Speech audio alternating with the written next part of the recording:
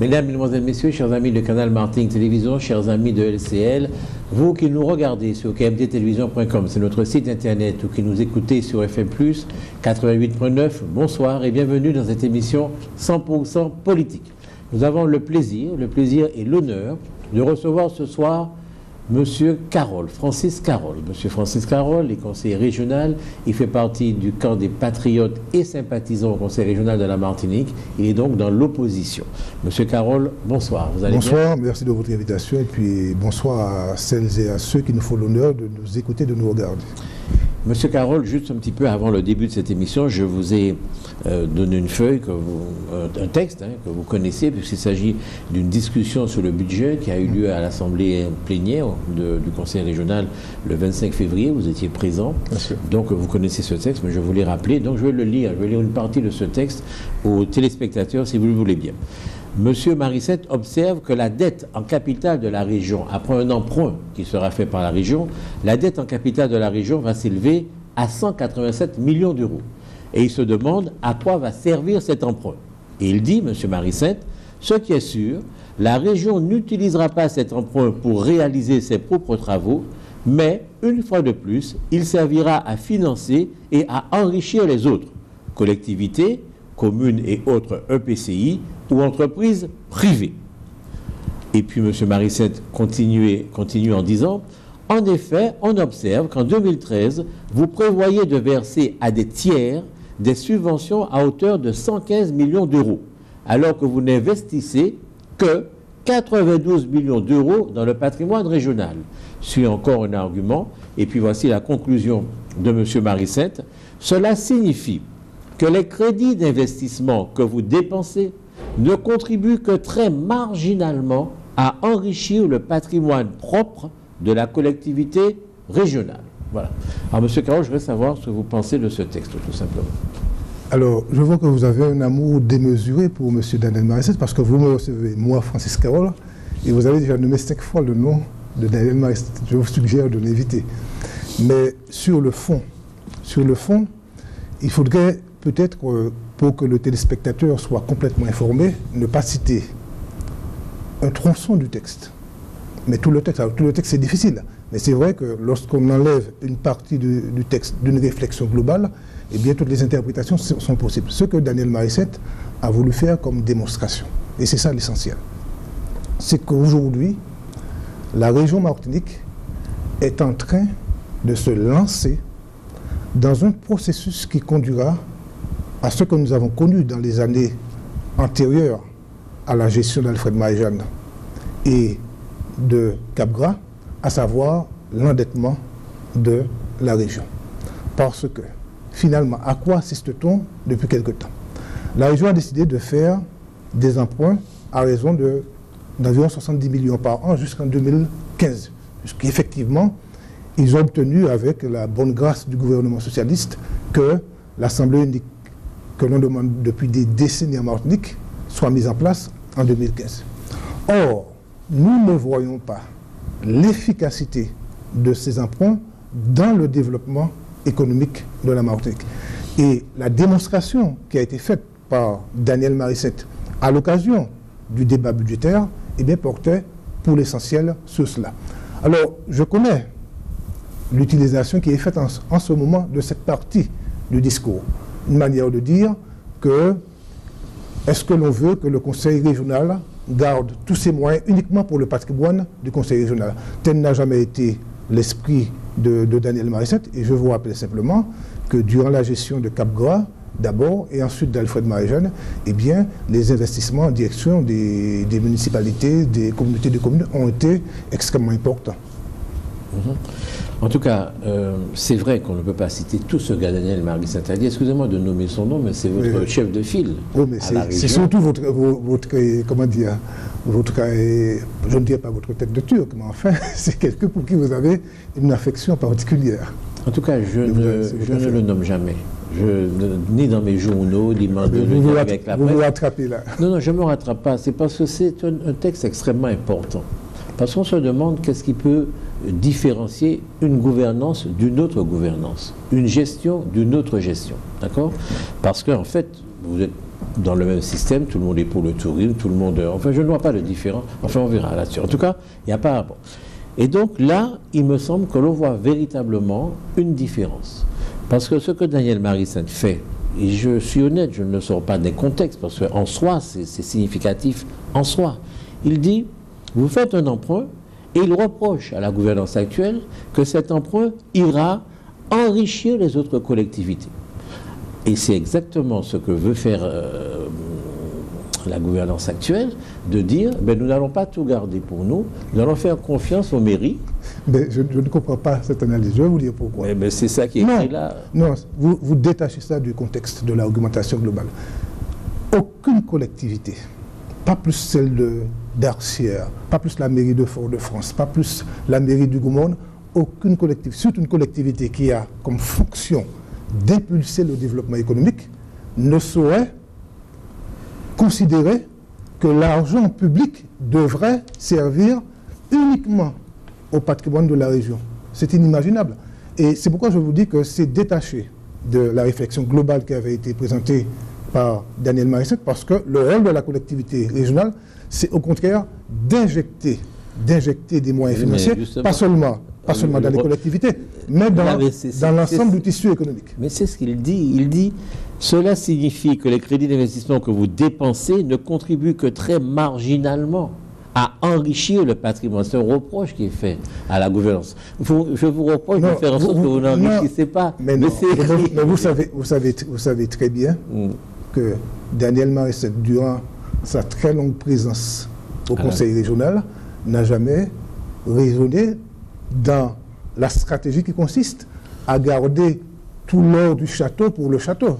Ça n'a pas de sens. Au contraire, qu'il y a un effort considérable de l'argent pour investir en Martinique. C'était quand même un argument, et qui est encore un argument aujourd'hui de votre camp, c'est le fameux matelas. Non, le matelas est une invention. Le matelas est une invention. Je vais vous dire. Mais c'est ce que dit Letchimy. Il dit le matelas est effectivement une invention. Mais c'est l'invention de Letchimy. Ah, bien sûr, parce que ni Marie-Jeanne, ni aucun de ceux qui étaient aux responsabilités à la région n'ont parlé de matelas.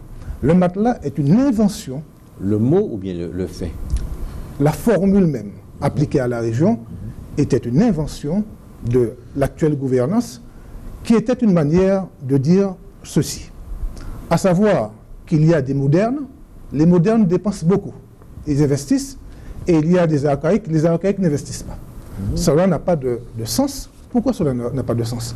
Parce que cette modernité dont il parle, eh bien, nous en avions eu déjà une application dans les années 90, et cette application avait conduit à la faillite de la région et à la faillite de la Martinique. Je ne sais pas si vous vous souvenez de ces dizaines, voire des centaines de chefs d'entreprise qui n'étaient plus payés par la région et dont les entreprises disparaissaient pour cause de dépenses non pensées correctement. Eh bien, Marie-Jeanne Capgras d'abord, M. Capgras d'abord, ensuite Alfred Marie-Jeanne, ont dû redresser la situation et ont été extrêmement prudents dans les dépenses. Alors, on peut dire qu'on aurait pu faire un peu plus, certainement, mais je ne crois pas qu'il y ait là, dans ce qui est dit là, une manière d'archaïsme, etc. Mais je sais que ça a été le débat, mais je crois important de dire aujourd'hui que tel que la région conçoit le développement, eh bien, il faut s'inquiéter. Laissez-moi vous dire quelque chose. On a parlé de plan de relance numéro 1, de plan de relance numéro 2. Qu'est-ce que j'observe? Et vous avec moi sans doute, puisque vous êtes un observateur attentif, je pense, de la situation économique et politique du pays. En 2010, nous avons eu un PIB de 4,6%. C'était un effet de rattrapage à la suite du mouvement de 2009. Le mouvement de 2009 n'a pas créé la crise. Le mouvement de 2009 est une expression de la crise, parce que nous étions en crise depuis plusieurs années. 4,6% de PIB en 2010. En 2011, nous passons à 1% de PIB, 1% de croissance. Et en 2012, nous atteignons, vous savez quelle croissance? Une croissance qu'on n'avait pas atteinte depuis très longtemps.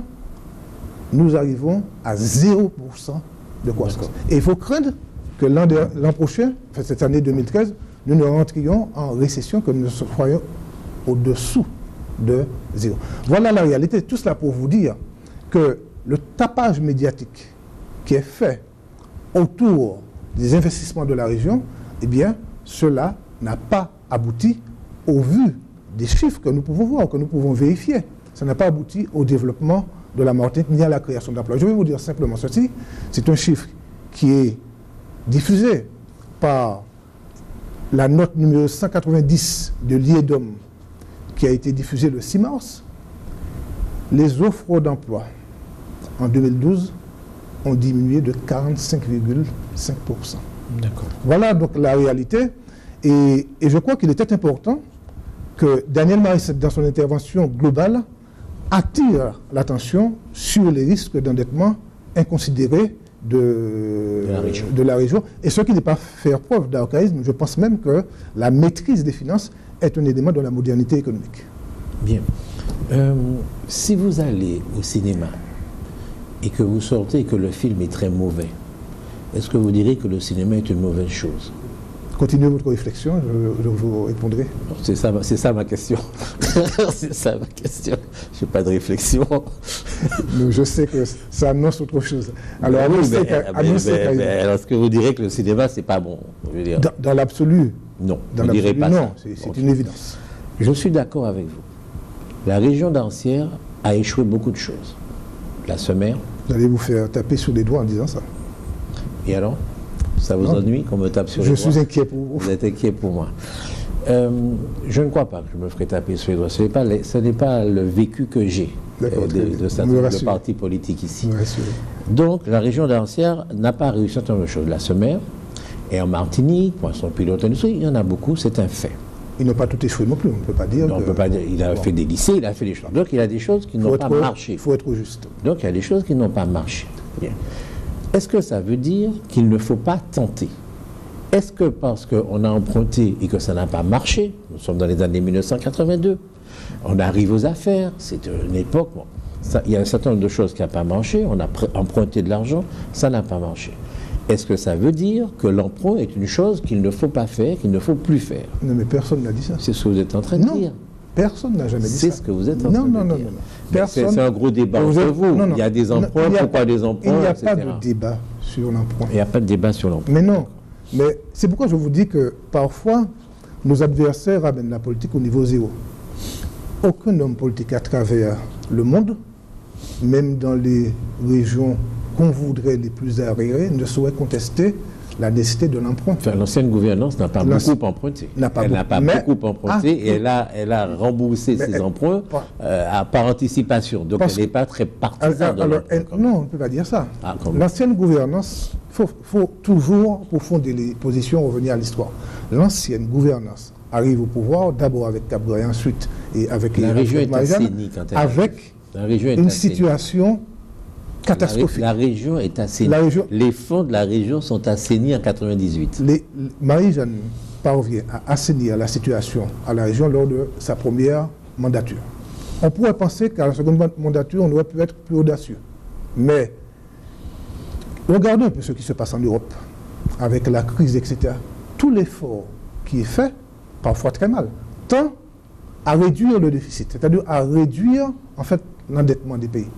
Mais c'est pas la même chose. Aux États-Unis, c'est pas la même chose. Alors, aux États-Unis, c'est une situation de folie dont tous les présidents des États-Unis sont absolument convaincus et ne savent pas comment s'en sortir parce que la dette est tellement importante que des bâtiments administratifs des États-Unis appartiennent à des capitaux étrangers, par exemple. Donc c'est une situation vraiment de folie et vous voyez bien comment, à chaque petite crise économique aux États-Unis, eh bien, le problème de la dette, le poids de la dette joue considérablement sur l'impact que je vous arrête juste une seconde. Je vous donne la parole. Juste une seconde, je peux vous dire. Vous êtes un homme politique responsable en Martinique, d'accord? Au niveau économique, quelle est votre religion pour sortir de la crise? Est-ce la relance ou la rigueur? C'est ça le gros débat, en fait. Deux choses. Alors, d'abord, les patriotes, quand ils étaient à la région, n'ont jamais été des ennemis de l'emprunt, puisqu'ils ont fait des emprunts eux-mêmes et ils envisageaient d'en faire. Rappelez-vous que Marie-Jeanne envisageait de faire 100 millions d'impôts. Seulement, ils sont partisans de la maîtrise des dépenses, ce qui n'est pas la même chose. Parce que dans les années 80, on a connu l'absence totale de maîtrise des dépenses. Et lorsqu'on ne maîtrise pas les dépenses, eh bien, on condamne les Martiniquais à payer plus d'impôts et on condamne les entreprises à la mort. Donc, nous sommes tous partisans de l'emprunt. Seulement, nous voulons deux choses. Enfin, en tout cas, moi, je veux deux choses. D'abord, le contrôle de nos dépenses.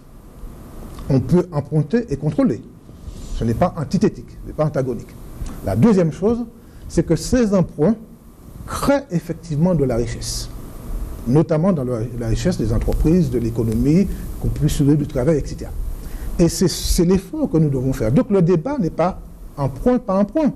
Le débat est quand même une certaine rigueur dans la gestion des moyens publics, de l'argent public, et deuxièmement, utiliser l'argent public à bon escient, c'est-à-dire permettre que cet investissement, eh bien, nous donne du développement.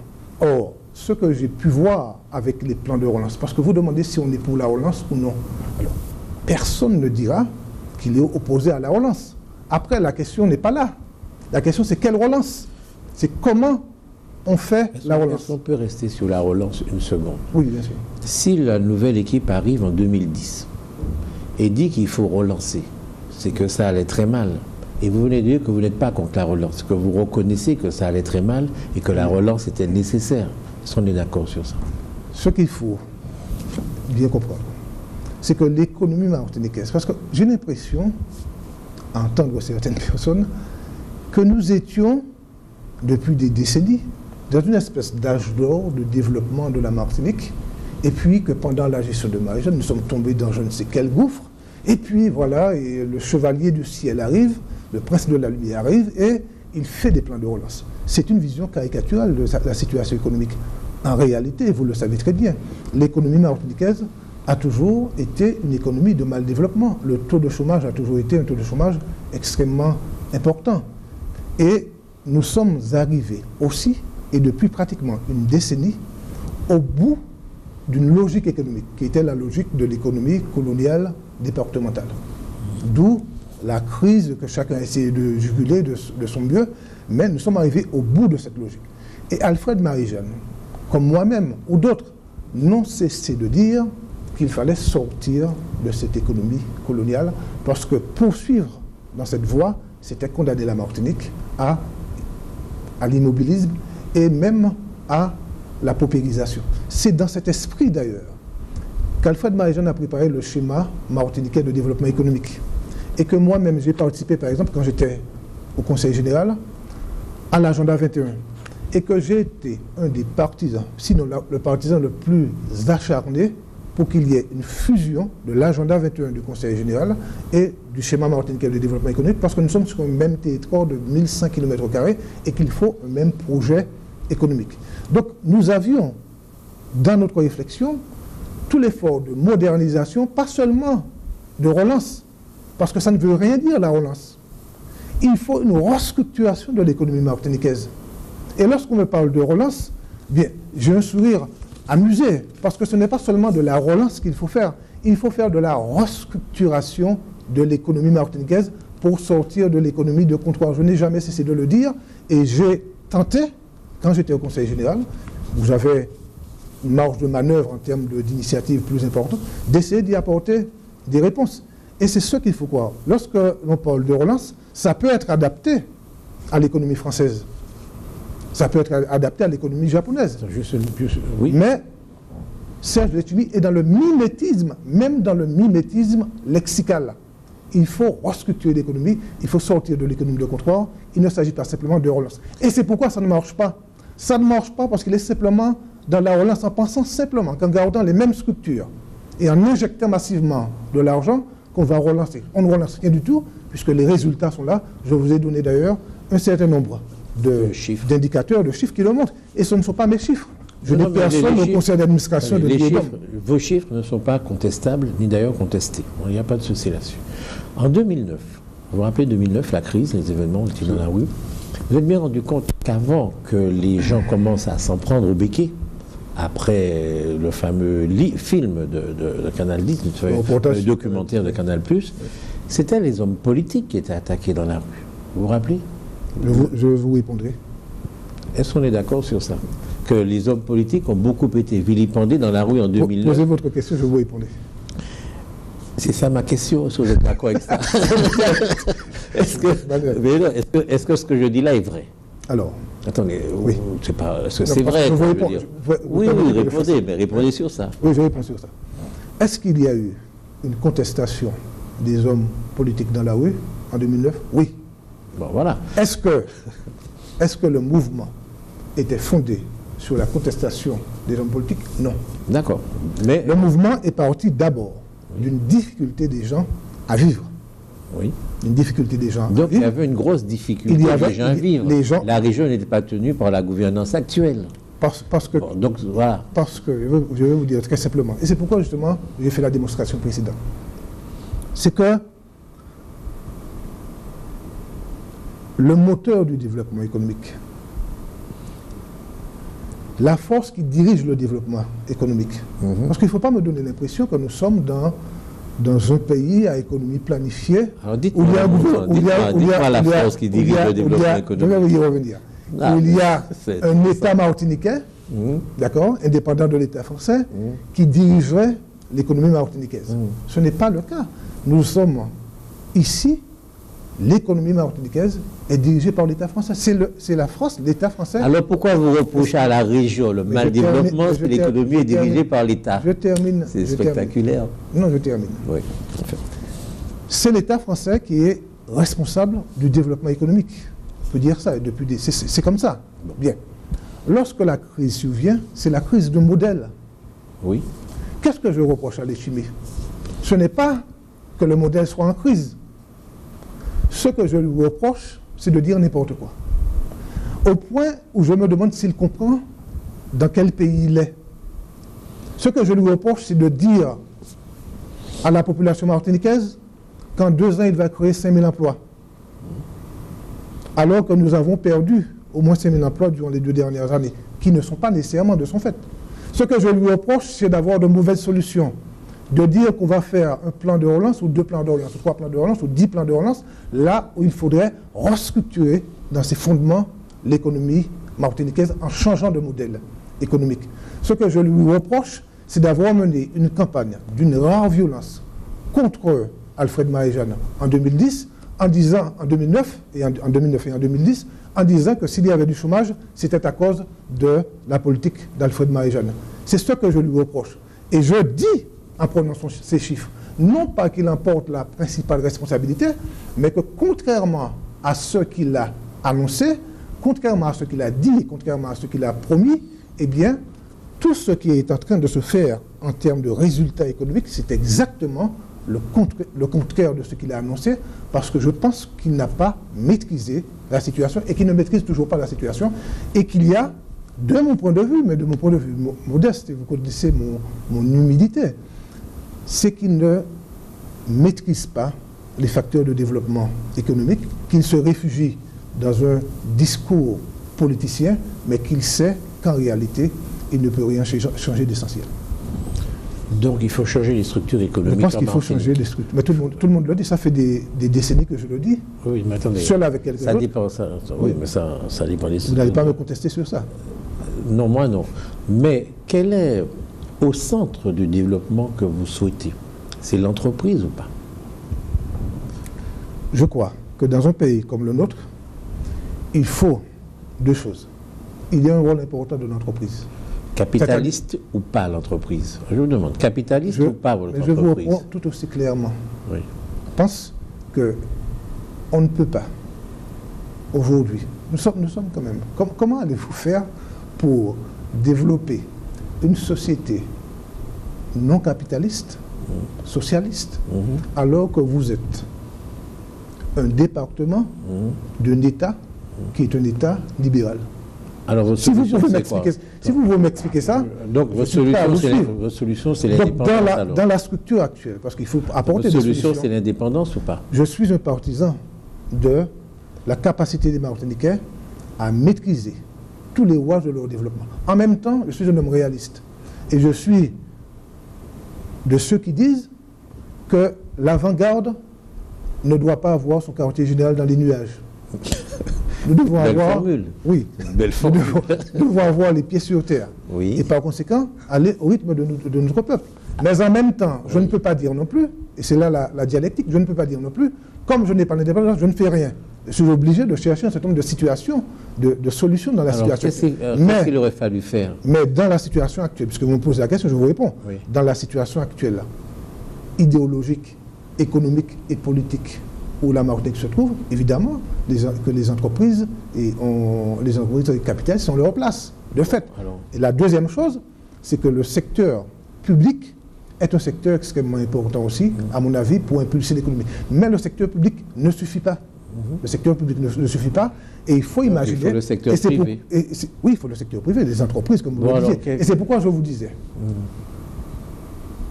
en d'autres occasions, mais je le répète aujourd'hui, c'est pourquoi je suis partisan de la mise sous pied, très rapidement, de l'Assemblée unique. Pas pour des raisons politiciennes, on y reviendra peut-être tout à l'heure à travers une question que vous me poserez sans doute, mais je pense qu'il faut, pour le développement économique, un centre de décision qui, dans la situation que nous connaissons aujourd'hui, un centre de décision politique, un centre de décision politique local en Martinique. C'est l'Assemblée unique, la collectivité unique. Cette collectivité unique qui aura tous les moyens du Conseil général et du Conseil régional, plus les centres de décision, le contrôle, etc., à mon avis, aurait pu, mieux que dans la situation actuelle, où nous avons une dispersion des centres de commandement en matière de développement économique, aurait pu mieux accompagner le développement. Ça ne veut pas dire que nous avons la panacée. Non, pas la panacée. Mais cela aurait permis beaucoup plus d'audace que maintenant. C'est pourquoi il fallait sortir très rapidement. Et c'est pourquoi j'ai toujours associé la fin, le sortir du modèle économique actuel à un nouveau modèle de gouvernance, de gestion du pays. Excusez-moi, mais le plan de relance, était un plan d'urgence. Oui. C'était dans l'urgence. Oui. Est-ce qu'on peut restructurer cette profonde restructuration que vous sollicitez, que vous préconisez? Elle ne peut pas se faire dans l'urgence, ça prend du temps. Et je n'ai toujours pas compris ce que vous voulez comme restructuration. Elle est urgente. Oui, elle ne peut pas se faire du jour au lendemain, mais elle est urgente. Mais en attendant qu'elle se fasse, il faut bien prendre des mesures d'urgence. On peut prendre... C'est pas ça le problème. Le problème, c'est qu'on peut faire un plan de relance. Mais il ne faudrait pas, après, venir dire aux Martiniquais que le plan de relance a généré des milliers d'emplois. Ce n'est pas vrai. Okay. Ce n'est pas vrai parce que tous les chiffres que je vous ai donnés, dont la chute de 45,5% de l'offre d'emploi, montrent qu'il n'y a pas eu d'incidence considérable. Si on a 0%... Je vous crois, je vous pas tellement... Si on a 0% de croissance, c'est que ce plan de relance n'a pas joué. Mais monsieur Carole, vous avez bien compris. J'ai bien compris, mais voilà. Je suis tellement surpris que vous disiez ça vous. Oui. Parce que, honnêtement, j'ai pour vous beaucoup d'amitié, d'estime et de considération. Quoi. Et je me demande si vous pensez vraiment ce que vous dites là. Et si vous le pensiez, ça me désolerait. Parce que sur ce que vous êtes en train de dire, à savoir que France n'a pas... Pourquoi? Parce qu'il est évident, sans qu'on soit d'un bord ou d'un autre, qu'on peut vous répondre, mais évidemment. Mais si le plan de relance n'avait pas existé, au lieu d'avoir 0%, c'est moins 10% qu'on aurait eu. C'est un échappatoire possible. C'est pas un échappatoire possible. C'est un échappatoire. Non, mais c'est complètement possible, je veux dire. Donc ce raisonnement-là ne tient pas. Mais peu importe. Non, il tient. Parce que vous venez de me dire, si c'est un plan de relance, oui. Sa fonction, c'est de relancer. Oui. On ne peut pas relancer en allant dans le gouffre. On ne peut relancer qu'en allant vers le haut. Cela veut dire très simplement, et vous me rejoignez sur cela, et le plan de relance n'a pas permis de relancer. Que ça ait permis d'estomper une partie de la crise, etc. On peut en discuter. Mais, et ce que je dis depuis des mois, le plan de relance n'a rien relancer véritablement. La situation a continué à se dégrader. Je n'accuse pas le président de région d'être... Elle s'est dégradée sûrement plus lentement du fait de ce plan de relance. Je ne sais pas... Vous ne pouvez pas nier que de l'argent ayant été injecté, des travaux ayant été lancés, il y a eu du travail qui a été créé. Je veux dire. Tous les spécialistes de l'économie en Martinique, qu'ils soient à l'IEDOM ou à l'INSEE, disent ce que je suis en train de dire. Vous savez pourquoi?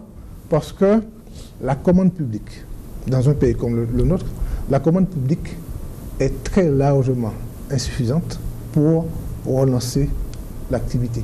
Mais je l'avais déjà dit au moment où ce plan de relance était élaboré. Bon. Et d'autre part, je l'avais dit, et je l'ai répété après, ce qu'il faut comprendre. Et c'est là, justement, où nous avons une divergence lexicale. Et ensuite dialectique. Lexicale parce que vous parlez de relance. Et je vous ai dit, à d'autres occasions, que ce n'était pas un plan de relance. C'était un plan d'aide aux communes. Est-ce qu'il fallait faire un plan d'aide aux communes? Bien sûr, il fallait faire un plan d'aide aux communes. Bon, bien sûr qu'il fallait... Peu importe le nom. Bien sûr qu'il fallait... Peu importe le nom, je veux dire. C'est important. Mais présenter ça comme un plan de relance, c'est un abus de langage. C'est un abus de langage parce que le plan de relance, c'est non seulement l'accompagnement des collectivités, mais c'est l'accompagnement des entreprises, c'est la capacité d'intervenir sur la fiscalité, etc. Or, on était très loin de ça. Je pense que dans l'imaginaire de notre ami Serge Letchimy, il y a un profond mimétisme. C'est-à-dire qu'on reprend des termes qui ne sont pas des termes adaptés à la situation locale. La réalité des faits, c'est que Letchimy a fait la tournée des communes pour apporter des aides aux communes. Tant mieux. Mais il ne faut pas donner à cela plus d'importance. Donc il s'est trompé sur le mot. Je pense qu'il ne s'est pas seulement trompé sur le mot, je pense que le mot traduit, vous connaissez l'importance des mots. Enfin, oui, attends, mais sur le fond, est-ce qu'il a bien fait ce qu'il a fait? Est-ce que ce qu'il a fait là, il fallait qu'il le fasse? Je pense que le mot traduit une très profonde erreur d'appréciation de ce qu'il convient de faire. Moi, je n'aurais pas procédé ainsi. Vous auriez fait quoi? J'aurais fait quoi? J'aurais repris des éléments importants qu'il y avait dans l'agenda 21 et le schéma martiniquais de développement économique. Il y avait une série de propositions. J'aurais fait en sorte qu'il y ait une combinaison de la relance des collectivités publiques et j'aurais vu comment, avec des entreprises qui sont là, dans le contexte que nous connaissons, comment nous concerter pour relancer. Or, l'attitude de Letchimy n'a pas été celle-là. Qu'est-ce qu'il a fait? Lorsque les chefs d'entreprise, vous savez que ce ne sont pas mes amis. Ce ne sont pas mes amis, je n'ai aucune espèce de connexion, mais je les respecte. Parce que je pense qu'il y a d'une part, il y a plusieurs chefs d'entreprise, il y a des gens qui se battent, il y a des gens parfaitement respectables, il y a des gens qui respectent leurs travailleurs, il y en a qui ne le font pas, mais ce sont des gens qui se battent pour eux-mêmes, pour leurs communes, pour leur pays, pour leurs entreprises. Et il y a quand je prends par exemple, je cite cet exemple, les frères Loza, moi je suis très admiratif de la manière dont ils essaient, à partir de produits et le chocolat, qu'ils essaient de développer la Martinique. Et je suis très admiratif de ça. Et je pense que ça doit être respecté. Je ne suis pas du genre à avoir une attitude de mépris vis-à-vis des chefs d'entreprise. Même si je dis que je ne suis pas leurs amis, au sens où je ne demande pas leur... Ouais, mais je pense que lorsque les chefs d'entreprise ont posé cette question, ils l'ont posée très tôt. Il faut reconnaître, il faut donner à César ce qui appartient à César. Quelle a été l'attitude de la région? Une attitude extrêmement méprisante, y compris du président de région, qui s'est offusqué d'être contesté par des chefs d'entreprise. Or, moi, je considère qu'il aurait fallu voir avec eux, avec des conditions. Avec des conditions. Non, une des premières mesures, une des premières choses qu'a fait Letchimy, c'est de se rapprocher beaucoup de Marcel Ozna, qui représentait le monde de l'entreprise et qui est très proche de lui. Et vous pensez que lorsque vous avez lu les déclarations des chefs d'entreprise dans le bâtiment et contact entreprise, etc., vous pensez que c'était le signe d'un rapprochement et profond? Écoutez-moi bien, prendre Ozna est un fait. Avoir une véritable politique concertée, discutée avec les chefs d'entreprise, en ayant notre propre vision, parce qu'il ne s'agit pas non plus de se plier aux chefs d'entreprise. En ayant notre propre vision, eh bien c'est une autre chose. Et je considère que ce qui a été... D'ailleurs, il faudra tirer le vrai bilan de ce plan de relance, parce qu'il n'y a pas pour l'instant de vrai bilan. Justement. Et il faudra que le bilan soit le bilan d'une structure indépendante de la région. Parce que si c'est pour faire en sorte qu'une structure où le président de la région place ses affidés et que ce soit cette même structure qui juge la politique de la région, on est dans une situation qui est extrêmement pénible dans la recherche de la vérité. D'accord. Ce que vous dites là, alors le budget de la région, c'est quoi? C'est 400 millions à peu près, 500 millions à peu près. Vous savez très bien qu'on ne peut rien relancer avec 400 millions. Je veux dire, c'est pas avec ça. Je suis content de vous entendre dire ça. Non, mais c'est important de dire ça. Je suis content de vous Et entendre donc, dire. la région... Ce qui a été aussi l'un de mes arguments. La région va participer à la relance avec son budget. Et sa stratégie, je l'explique un petit peu pour les téléspectateurs aussi, c'est de dire, nous ne pouvons pas nous seuls tout faire, donc nous allons injecter un petit peu d'argent, ce qui permettra à l'Europe d'intervenir, parce qu'une fois que la région va dans les projets, l'Europe peut à son tour participer au financement. Et ensuite, nous allons mobiliser l'emprunt. Une grande partie du plan de relance a été quand même financée, non pas par les fonds propres de la région, qui n'a fait qu'initier un certain nombre de choses, mais par l'emprunt également. On est d'accord sur ça? Oui, que la région devra rembourser. Que la région devra rembourser. Bien avec entendu. ses fonds propres. Avec ses fonds propres, mais dans l'espoir que la relance aura été au rendez-vous, que la crise, enfin bref, que les impôts vont pouvoir rentrer, que la région aura quand même des recettes supplémentaires du fait de cette relance. Oui, dans cet espoir. C'était aussi l'espoir qui avait été porté par ceux qui étaient à la tête de la région dans les années 84. Mais on ne revient pas sur ça. C'est simplement pour signaler là vous êtes... situation. Là, c'est pas bien ce que vous faites là. Mais non, mais c'est important parce que vous considérez que les choses sont acquises. C'est-à-dire qu'il suffit de... Et c'est ça le non, mais personne ne considère... Attendez, vous. Non, mais attendez, mais moi, je suis dans l'entreprise. Et c'est un risque permanent. C'est une évidence, quoi. Oui, c'est alors mais bien sûr qu'il faut qu'il ait l'espoir que ça marche sans qu'on ne fait rien du tout. Oui, et c'est justement ce que... Non, mais c'est ce que vous voulez dire. Vous êtes en train de dire que comme ce n'est qu'un espoir, il n'a pas à le faire. Au contraire, il faut le faire dans l'espoir que ça marche. C'est vous qui dites ça. Mais c'est ce que vous venez de dire. Non, je n'ai pas dit ça. J'ai simplement dit, vous me prêtez des phrases avec lesquelles vous êtes venu, qui ne sont pas des phrases. Mais si, mais c'est votre idée. Je vous dis avec l'espoir. Mais bien sûr, comme si vous dites ça, je vous dis un petit, puis vous revenez en arrière. Mais si, vous revenez en arrière et vous dites c'est d'ailleurs le même espoir qu'avaient les autres qui ont échoué. Est-ce que vous êtes d'accord pour le faire comme vous? Est-ce que vous êtes d'accord pour dire que le passé doit nous servir d'enseignement? Quoi? Nous servir d'enseignement. Moi, je suis d'accord pour dire, fini les vicissitudes du passé. Le passé est un cadavre sur lequel nous allons nous appuyer pour préparer l'avenir. Vous êtes un cadavre. Vous voulez vous appuyer sur un cadavre. Je tire les leçons du passé et j'essaie de voir à partir des erreurs et des réussites aussi. Parce que comment on peut progresser. Et c'est là où je vous dis, l'emprunt, oui. Après, le plan de restructuration, tout ce que vous voulez. Mais après, comment on organise la relance? Et je pense que le président de région, dans sa précipitation et dans ses calculs politiciens, n'a pas ciblé correctement ce qu'il convenait de faire. Je crois qu'il fallait évidemment poursuivre, éventuellement renforcer l'aide aux communes, comme ça se faisait, peut-être en renforçant peu davantage. Mais ensuite, qu'il fallait très rapidement, à partir de ce qui a été dégagé au SM2E et à l'agenda 21, qu'il pouvait assumer. Pourquoi il pouvait assumer? L'assumer parce que nous avons voté, en décembre 2007, nous avons voté à l'unanimité de tous les courants politiques à la région, l'agenda 21 et le schéma martiniquais de développement économique. Donc, nous l'assumons collectivement. Il fallait partir de cela, organiser une concertation, pas pour se soumettre aux chefs d'entreprise, mais pour les écouter, pour partager et pour voir ce qu'il est possible de faire ensemble.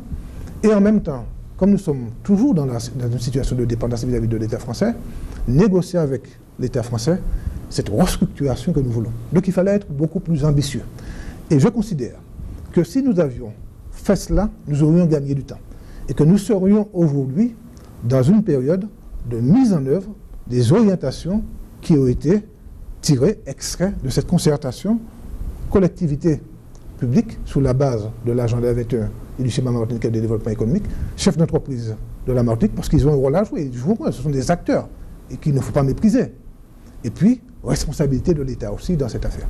Et moi, je suis surpris, par exemple, que ceux qui soutiennent le gouvernement socialiste aujourd'hui n'ait pas dit clairement à M. Hollande, même si nous savons que la situation est très difficile en France, si vous voulez, on y reviendra, n'ait pas dit à François Hollande, écoute, parce qu'ils sont amis, écoute, il faut sortir de l'économie de comptoir. Nous voulons que l'État nous accompagne. On peut même mettre ce que Malsa disait au titre de la réparation, tout ce que vous voulez. Nous voulons être accompagnés dans un véritable effort de restructuration économique de la Martinique. Je n'ai pas entendu ce discours. J'ai entendu des discours qui étaient au-dessous des urgences de la situation. Et c'est pourquoi je dis que la stratégie qui a été mise en œuvre par le président de région, alors même que l'on parle d'urgence, eh bien, nous a retardé. Il y a des procédures d'urgence qui nous mettent en retard. Et cette procédure d'urgence n'a pas permis de relancer la situation. Et vous constatez comme moi-même, parce que les chiffres sont là pour nous le dire, vous pensez que je me réjouis de cette situation? Je ne me réjouis pas de ça du tout. Hein. Je ne me réjouis pas de ça. Mais je suis obligé de constater que l'attitude du président du conseil régional est une attitude extrêmement de refus d'entendre ceux qui ont des responsabilités dans ce domaine et qui disent des choses. Évidemment, il ne faut pas les suivre à la lettre, mais il faut les entendre, il faut les écouter. Il faut voir dans un cadre que nous devons définir, dans une piste que nous devons définir, une orientation, comment ils peuvent jouer un rôle important pour eux-mêmes et pour la Martinique. L'équipe à laquelle vous appartenez a été à la tête de la région depuis pratiquement 1992, de façon partagée en 1992, de façon toute seule en 1998. Il faut dire de manière part. C'est-à-dire que l'Alliance en 1992 était quel âge? On peut dire qu'il y a eu une vraie capacité d'influer sur la situation à partir de 1998. D'accord. Mais certains de vos amis étaient présidents de la commission. Dans des commissions, oui, bien sûr. Mais vous savez que la commission n'est pas le pouvoir. Je suis dans des commissions et je n'ai pas le pouvoir. Oui, mais enfin, quand on a... Non, on est au pouvoir. Je veux dire qu'on est président d'une commission avec un ami au pouvoir, hein, en 92. Oui, mais un ami au pouvoir n'est pas soi au pouvoir, vous savez. Oui, non, mais d'accord. Mais enfin, on est quand même... Encore que... Et je dis cela, mais le président Cabral était tout à fait ouvert, il y a une collaboration. Mais ce que je veux vous dire, il y avait aussi des éléments d'autres tendances dans cette... C'était une vaste union. Et c'était nécessairement sur la base d'un compromis. Un peu comme celle que vous êtes en train de faire pour conquérir Fort-de-France. Non. Mais on y viendra. Attendez, on y viendra. C'est une vraie union qui a été travaillée en profondeur sur la base d'une plateforme de travail et de projet. C'est bien la première fois que les indépendantistes arrivent à avoir... Non, ce n'est pas la première fois. Non, je vous dis ça. Attendez, je vais vous répondre quand même. Pas vous laisser faire ça en communication. D'abord, je vous rappelle que le mouvement, et le CNCP à un moment donné avait sorti un programme pour la Martinique. C'était en 82, je me souviens bien, ou bien un peu plus tard. Et que le projet Agenda 21 plus schéma martiniquais de développement économique, qu'on pouvait améliorer, bon, il n'y a pas de discussion qu'on pouvait améliorer, et étaient des éléments extrêmement importants. Donc ce n'est pas la première fois, pas du tout. D'accord. Vous reprochez à M. Letchimy de ne pas avoir mis en œuvre ces deux, le schéma d'aménagement, enfin, vous venez de dire, les deux trucs là. C'est pas des trucs. Redites-moi les noms. Redites-moi les noms. Des trucs. Mais redites-moi. Et comme vous êtes un journaliste avisé, redites-moi les noms. Non, je ne vous dis pas parce que vous le savez. Parce que si vous ne le savez pas, les téléspectateurs vont se dire, bon, comment ce journaliste ne connaît pas ces trucs, entre guillemets. Donc il faut les dire. Non, je ne les dis pas. Voilà. Parce que ça fait plusieurs fois que vous les dites. Et moi, je vous demande, pourquoi vous ne les avez pas mis en application? Pourquoi vous n'avez pas fait ce que vous reprochez à M. Letchimy de n'avoir pas fait? Parce qu'effectivement, il y avait le Conseil général qui avait donc fait son agenda 21, le Conseil régional qui avait fait son schéma de développement. Oui. Pourquoi, vous étiez amis, hein, pourquoi vous n'avez pas mis ça en action, quoi? Je veux dire, M. Marie-Jeanne était très proche de Claude Lys, ça aurait pu se faire. Oui. Pourquoi vous ne l'avez pas fait? Alors, qu'est-ce qui se passe? Ce schéma est adopté conjoint en décembre 2007. En décembre 2007, il y a un projet commun au Conseil général et au Conseil régional, voté par tous les conseillers généraux, dans une espèce de réunion commune Conseil général, Conseil régional. Et puis, il y a des structures qui se mettent en place, qui travaillent. Les choses auraient pu et dû aller plus vite. Content de vous l'entendre dire. Non, les choses auraient... Content de vous l'entendre dire. Non, les choses auraient pu et dû aller plus vite. Seulement, entre ce moment où nous prenons la décision et où nous mettons des structures en place, parce qu'il y a des structures qui ont été mises en place, et 2009, il y a entre-temps eu le renouvellement du Conseil général, parce qu'il y a ça aussi qui est important, il y a eu le renouvellement du Conseil général en mars 2008, et je n'ai plus été, personnellement, je n'ai plus été au Conseil général en 2008, mais j'avais fait personnellement de cette affaire une question centrale. Parce que... C'est vrai, je me rappelle ça. Voilà, une question centrale, parce que j'avais plusieurs préoccupations. J'avais une préoccupation sur les risques sismiques. Et j'ai fait pas mal de choses dans mon canton pour attirer l'attention et former les gens, etc. Et j'ai contribué à la mise en place du plan de résilience qui a été mis en place au Conseil général. Je me suis occupé aussi de ce projet éducatif École, Famille, Quartier, bon, qui fonctionne toujours et qui donne des résultats. Je me suis occupé aussi à tout ce qui avait trait à la drogue, c'est-à-dire comment faire pour venir en aide aux associations qui, avec Mme Bourras, a mis en place des structures d'accompagnement pour cela. Bon, quand je suis parti, on n'a pas pu aller plus loin. Et puis la question économique, parce que au Palima, il y a très longtemps que nous avons fait un congrès qui disait ceci, que la bataille identitaire, nous l'avons gagnée. On n'a jamais gagné une bataille identitaire complètement, mais d'une manière générale, tous les Martiniquais, même s'ils sont à droite, considèrent qu'ils sont Martiniquais. Il y a du travail à faire pour fixer des choses, pour approfondir dans la recherche, dans la diffusion de l'histoire, etc. Et que le gros enjeu, l'enjeu de notre génération, c'était le développement. C'est pourquoi je m'étais engagé autant sur ces questions, et notamment dans l'agenda 21. Ensuite, et je crois que j'ai été le premier à dire très tôt, dès la première réunion de la commission qui prépare l'agenda 21, de dire très clairement à ceux qui étaient en face de moi, à Garcés, Malsa et aux autres, ce que nous faisons n'a pas d'intérêt si nous ne mutualisons pas avec le schéma martiniquais de développement économique de la région. Et j'ai convaincu, on y est arrivé, on l'a fait, et Marie-Jeanne en a été d'accord avec les autres. Donc on l'a fait. Mais ce que je veux vous dire très clairement, c'est que le temps était très court entre la campagne pour l'Assemblée unique, etc. Bon, tout cela a certainement joué, mais ce que je pense très clairement, c'est que nous étions dans la bonne dynamique qui a consisté à faire quoi? À faire le constat, à analyser les choses, parce qu'il faut seulement voir, mais il faut analyser pour voir pourquoi c'est comme ça. Ensuite, à se projeter dans tous les domaines. Tourisme et développement économique, agriculture, dans tous les secteurs, on avait coopération internationale, on avait fait ce travail, on avait mis en place des commissions, et ce qui a manqué peut-être au dernier moment, c'est du temps pour aller plus loin. Et d'ailleurs, quand Marie-Jeanne m'a demandé de venir sur sa liste en 2010, eh bien, mon objectif c'était, et je crois que lui aussi il avait compris ça très clairement, puisqu'il avait envisagé de faire un emprunt de 100 millions, donc il n'était pas contre l'emprunt, et qui aurait permis d'accompagner le projet économique Agenda 21, schéma martiniquais de développement économique. D'accord, je veux bien.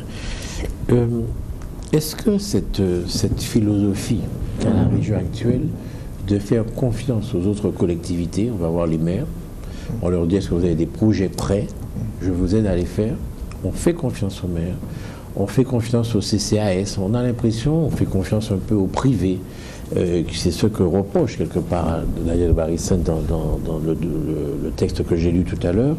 Est-ce que cette philosophie-là vous convient?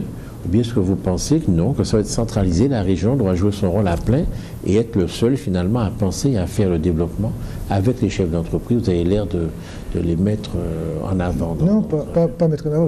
J'analyse la situation économique et je dis que pour parvenir au développement, dans le contexte actuel, il faut impliquer tout le monde. Il faut impliquer l'État parce que il faut impliquer les collectivités, donc y compris les mairies. Il faut impliquer les entreprises et il faut bien entendu aussi impliquer le peuple.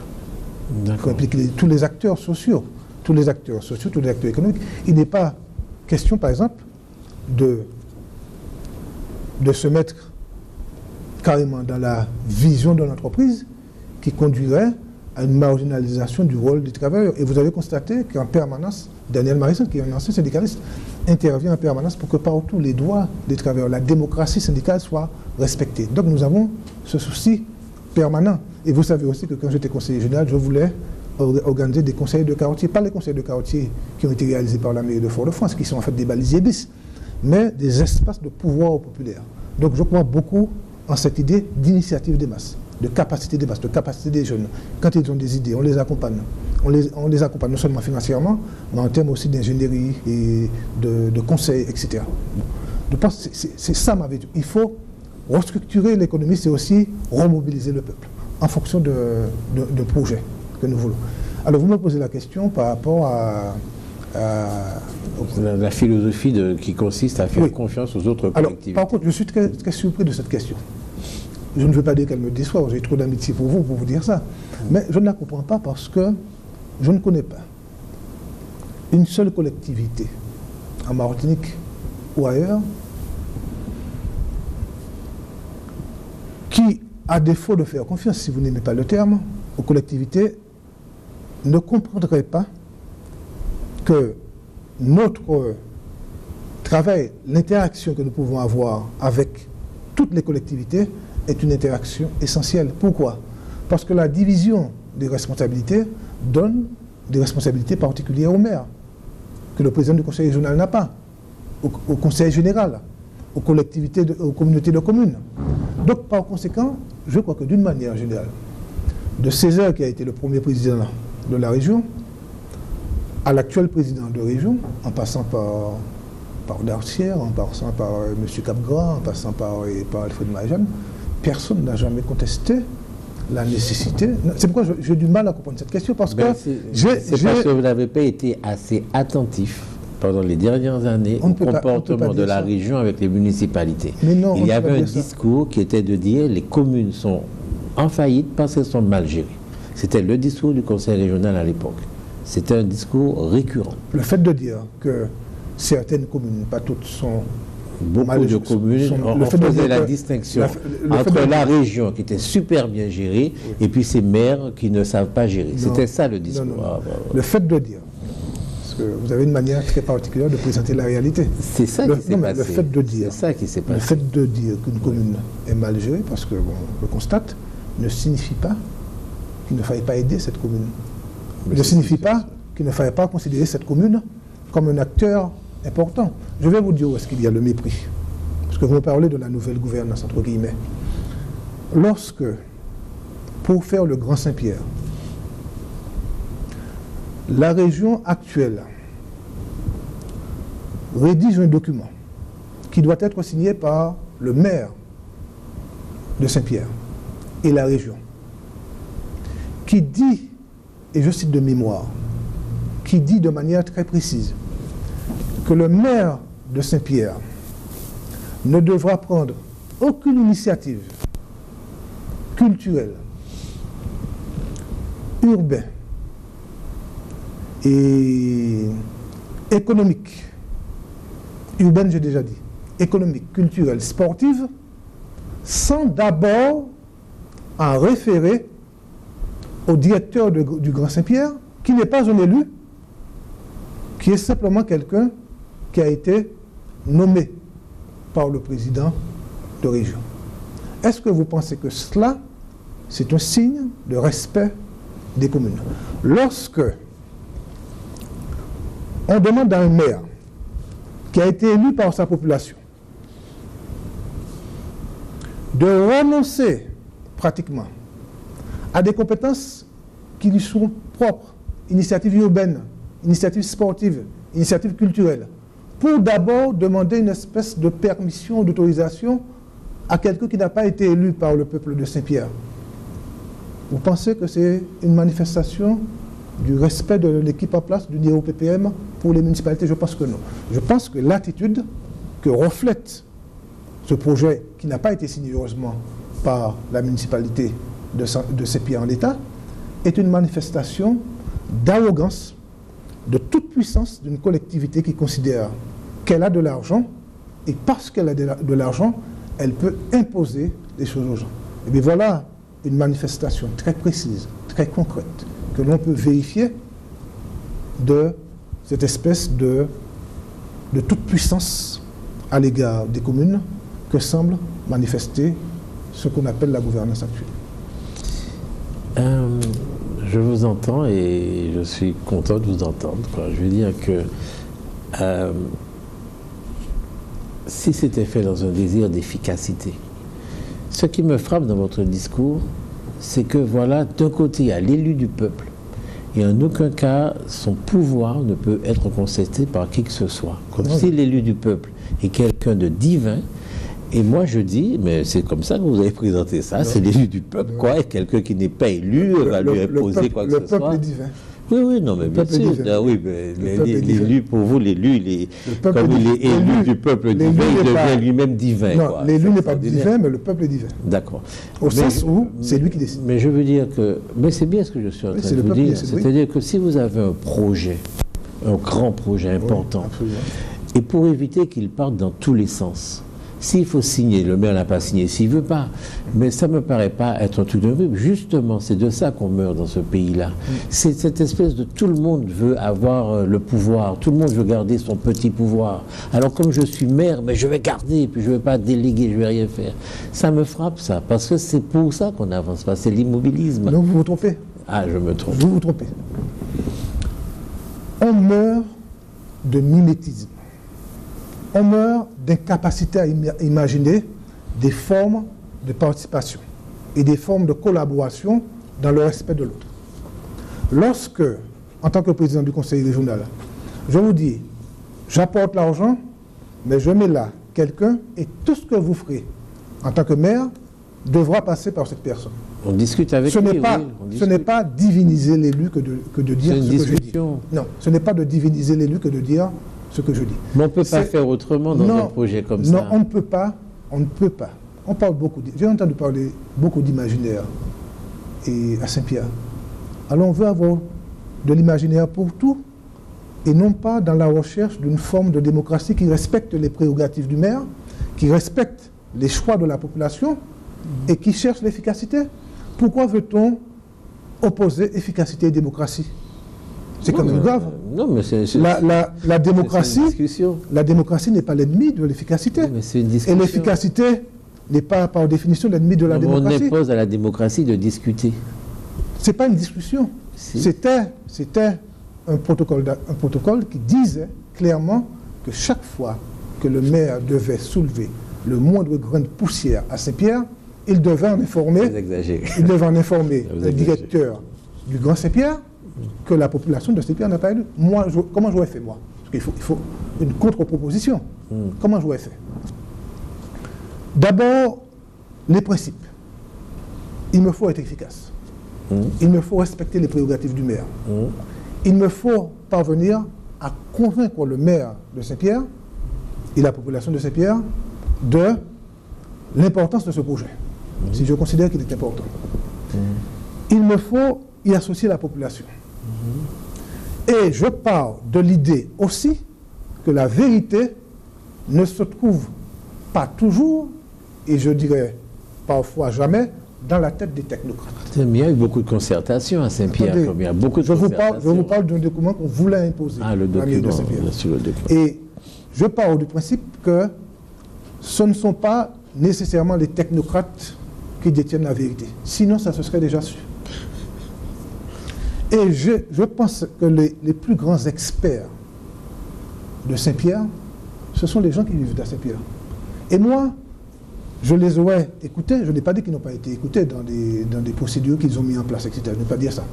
Et j'aurais proposé au maire un protocole qui aurait été basé non pas sur l'obligation du maire à me concerter en tant que grand directeur, etc., non élu par le peuple, j'aurais joué sur la concertation. Et ce pays meurt de quoi? Ce pays meurt de manque de concertation. On ne se parle pas suffisamment, on ne se respecte pas suffisamment, et on considère que parce qu'on a de l'argent, on est le major. Ce qui nous tue dans ce pays, c'est le mythe du major. Ce que je comprends, qui impose tout. Là, vraiment, c'est que ce texte-là me paraît être la concertation au contraire. Non, puisque si ça n'a pas été signé par le maire, c'est que ça oui, c'est pas l'objet d'une concertation. Mais honnêtement, tel que c'est rédigé, bon, avant de faire quelque chose, vous avez le pouvoir de le faire tout seul, parce que vous êtes le maire. Oui. Acceptez d'avant de le faire, de discuter avec nous. Pourquoi écrivez-vous dans ce texte? Peut-être la rédaction, j'en sais rien. Mais le principe lui-même... Vous n'aimez les mots, monsieur Daouché. Oui. Les mots ne sont pas des vagabonds qui traînent dans les rues sans destination, sans projet, sans rien. Les mots ont des projets. Les mots expriment des projets. Les mots révèlent des états d'esprit. Les mots révèlent des politiques. Et c'est ce que je suis en train d'essayer de vous expliquer depuis un moment. Je sais que vous le partagez, mais peut-être que vous ne voulez pas l'admettre. Mais les mots révèlent cela. Et ce n'est pas par hasard que dans un texte qui doit être signé par le conseil régional, qui apporte l'argent, et la mairie de Saint-Pierre, qui est le lieu d'implantation du grand projet, on retrouve des termes, des expressions et une vision qui est une vision du major. Je suis contre la vision du major parce que la vision du major a fait trop de mal à notre pays. Et je suis pour la vision, et c'est la vision du partage, de l'échange. C'est pourquoi je suis contre aussi les pères de la nation. Je suis contre ça. Je suis contre les petits pères des peuples, les grands timoniers, les pères de la nation. Je suis contre ça, radicalement contre ça. Je suis pour les frères de la nation, les sœurs de la nation. Je suis pour ça. Je suis pour qu'on se respecte. Et tant que dans ce pays on ne va pas se respecter, eh bien, on aura toutes sortes de dérives. Je suis contre les majors, je suis contre l'autoritarisme, je suis contre les majors, je suis pour la concertation entre les Martiniquais, je suis pour le respect entre les Martiniquais. Aimé Césaire, c'est un frère de la nation ou un père de la nation? C'est un frère de la nation. Bien. Alors, évidemment, il y a une posture. Aimé Césaire est mon aîné. Donc, je le respecte en tant que tel. Il est le père dans le sens où il est celui qui nous a précédés. Mais lui-même, si on essayait de l'affubler de la posture, du costume extrêmement lourd du père de la nation, il le rit. Je sais que son successeur, parce qu'il y a un grand écrivain qui, quelques mois après la mort de Césaire, a écrit « Le père de la nation sera celui qui aura ». Donc ce n'était pas Césaire, c'était l'autre et le copain. Parce qu'il faut faire attention. On n'a pas besoin de père de la nation en Martinique. On a besoin des Martiniquais conscients, volontaires, qui puissent faire confiance à leurs hommes politiques, mais à condition que ces hommes politiques aient l'humilité de leur expliquer ce qu'il y a à faire, d'entendre ce qu'ils disent et de faire l'effort de tenir leurs engagements. C'est ça ma conception de la politique. C'est pourquoi je ne suis pas... Il y a des leaders qui apparaissent, mais je ne suis pas pour le culte du leader, je suis pour le culte du peuple. Et en ce sens, et en cela, je suis très fanonien. Fanon était très peu marijaniste aussi, hein, à ce moment-là. Je suis Francis Carole. Oui, mais en fait... Permettez. Oui, d'accord, oui, mais en fait, vous êtes dans ce camp. Vous êtes dans ce camp. D'être moi. J'ai le droit d'être moi. Bon, je n'ai jamais entendu Marie-Jeanne dire qu'il voulait être le père de la nation non plus, mais je suis moi. Permettez-moi d'être moi. Hein, et je suis moi jusqu'au bout. Alors justement, et étant vous, est-ce que vous accepteriez que Alfred Marie-Jeanne, dont vous seriez sur la liste, se présente aux élections municipales à Fort-de-France en 2014, puis étant élu, démissionne en votre faveur? Mais alors... Vous avez beaucoup d'imagination. Non, je n'ai pas d'imagination. Je vous demande ça comme ça. Quand il faut trouver ce genre de choses. Non, en réalité, il n'est pas question pour Alfred Marie-Jeanne de se présenter à une quelconque mairie que ce soit. Ni à celle de Fort-de-France, ni à celle de... Il l'a déjà fait. Hein. Il l'a déjà fait, mais je vous dis, je parle de la réalité. Il n'est pas question qu'il se présente. Alfred Marie-Jeanne considère son rôle comme un rôle de coup de main. Il aide. Il aide ceux qui lui demandent un coup de main. Mais il n'est pas question de ce que vous venez de dire. Je vous ai entendu développer ça, parce que je vous écoute quand même. Hein. Pourquoi vous dites quand même? Développer ça. Non, je n'ai pas encore développé ça tout à fait. Développer ça de manière subliminale. Dans une dernière émission que vous avez faite, enfin, sur les actualités, sur notre grand rassemblement de dimanche, qui a été un très grand succès, qui a jeté un peu d'effroi dans les rangs du PPM, parce qu'il était surpris de la mobilisation, du contenu, du caractère de cette mobilisation. Eh bien, il n'est pas question de ça. Il n'est pas question de ça. Et à aucun moment, Marie-Jeanne n'a pas cette stratégie. Et vous avez dû constater que chaque fois que Marie-Jeanne a sollicité un poste auprès de la population, il l'a assumé. Il l'a assumé très clairement. Il n'est pas du genre de celui qui est allé à la mairie de Fort-de-France en se présentant comme l'héritier, qui n'a même pas fait de mandat, qui s'est précipité pour dire « je démissionne pour aller à la région » en disant « j'aime Fort-de-France » et puis qui va certainement démissionner de la région pour aller à Fort-de-France, pour ensuite démissionner de Fort-de-France si par malheur il prenait la ville pour retourner à l'Assemblée unique. Donc Marie-Jeanne n'est pas du tout ce profil psychologique-là. C'est vous qui serez... Enfin, il est quand même allé à la région et il n'a jamais siégé à la région. Vous parlez de qui? D'Alfred Marie-Jeanne, la dernière... Non, Alfred Marie-Jeanne a conduit une liste à la région. Mais puis, à partir du moment... Vous me dites qu'il ne fait pas ça, il n'a pas assumé là. Non, mais là, il était tête de liste, il préparait à la direction de la région. Et à partir du moment où Marie-Jeanne n'a pas été élue, il a considéré qu'il devait se concentrer sur son travail. Il aurait pu être conseiller régional. Il aurait pu rester conseiller régional, mais je ne vois aucun mal à ne pas non, mais c'est vous qui dites qu'il n'est pas comme ça. Je vous dis un exemple où il a été comme ça. Ce n'est pas quelqu'un qui a conquis des exécutifs pour les abandonner et aussi sec. Il a toujours assumé les exécutifs qu'il avait sollicités. Donc c'est vous qui serez candidat à la mairie? Je suis candidat, attendez, vous êtes candidat à la candidature ou vous serez candidat? Alors, parce que dimanche dernier, dimanche 10 mars, à Mout, j'ai dit très clairement que ce n'était pas le moment de présenter un candidat. Ce n'était pas le moment de présenter une liste ni un programme pour le moment. Pourquoi j'ai procédé de cette manière? Dans la concertation avec les organisations avec qui nous travaillons. C'était pour mettre en avant l'Union pour le changement à Fort-de-France. Parce que pour construire une alternative politique, il faut un instrument. Il faut ce qu'on appelle un outil. C'est-à-dire qu'il faut un rassemblement de gens avec un projet, avec un fonctionnement, avec une armée de militants. Et c'est ce que j'ai voulu mettre en avant. Pourquoi j'ai voulu mettre ça en avant? Parce que de mon point de vue, mais c'est ma pensée philosophique et politique en même temps, de mon point de vue, les choses ne doivent pas se construire autour simplement de leaders. Les leaders ont leur rôle, mais les choses doivent se construire autour de mouvements. D'où l'importance de la concertation. Et si à Fort-de-France, nous ne sommes pas revenus à fédérer 6 organisations, et que d'autres vont entrer dans ce vaste mouvement, c'est parce que nous avons évité le jeu du père de la nation et que nous avons, avec humilité, organisé la concertation, l'écoute de tous, pour déboucher sur de vraies solutions pour le peuple de Fort-de-France. Ce n'est pas une union contre le PPM. Le PPM, c'est presque quelque chose de secondaire dans ce que nous voulons faire. C'est une union pour Fort-de-France et pour la Martinique. Et c'est ce que j'ai voulu présenter dans un premier temps. Évidemment, j'ai été celui qui a présenté le discours final. Ce n'est pas par hasard, c'est un signe. Mais dans un deuxième temps, nous aurons l'occasion de présenter la liste et la tête de liste parce que je veux que la liste et la tête de liste soient solidaires. Alors, vous direz que j'agis sur les symboles. D'ailleurs, quand je disais aux gens dans la salle que ce n'est pas le moment de présenter une tête de liste, eh bien, beaucoup de gens sont intervenus en disant nous savons c'est où, etc. Mais j'essaie de jouer quand même sur les symboles. Parce qu'il faut sortir de cette idée que nous devons tous suivre un même homme. Je suis pour la recherche de dynamique de groupe, de dynamique collective, de dynamique de notre communauté, de dynamique nationale, de notre nation. Et je veux, dans cette dynamique, dans cette approche, donner à chacun son rôle. Je ne suis pas aspirant vraiment au titre de timonier, de grand frère des peuples, de petit père. Ça ne m'intéresse vraiment pas. J'ai un très profond dégoût pour ce genre de choses.